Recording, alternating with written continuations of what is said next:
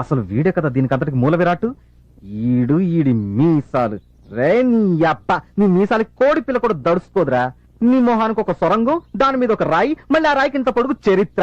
రే నా చేతులు రెండోసారి చేస్తున్నారు. శివాయ విష్ణు రూపాయ విష్ణు రూపాయ శివయే. శివుడికి విష్ణువుకి తేడా లేదు, తేడా అంతా మనం పెట్టుకుందే. భగవంతుడు అన్ని చోట్ల ఉన్నాడు.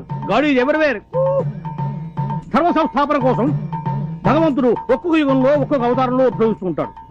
ఇప్పుడు మీరు త్రేతాయుగంలో తీసుకున్నట్టయితే శ్రీరాముడు, ద్వాపర యుగంలో తీసుకున్నట్టయితే శ్రీకృష్ణుడు, అదే మీరు కలియుగంలో తీసుకున్నట్టయితే కలియుగంలో ఎవరు తీసుకుంటారు? తీసుకోండి ఎవరిలో.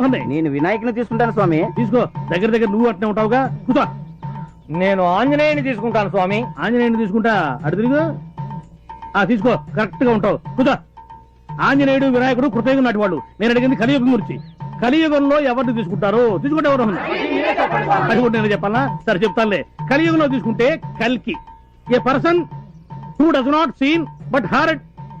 మనిషి స్వామి, దేవుడు పటాల ముందు చెప్పులు ఉండొచ్చా?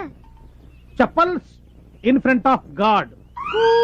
మరి చెప్పులు సార్ దిగాల్సిన గెస్ట్ హౌస్ ఇదేనమ్మా.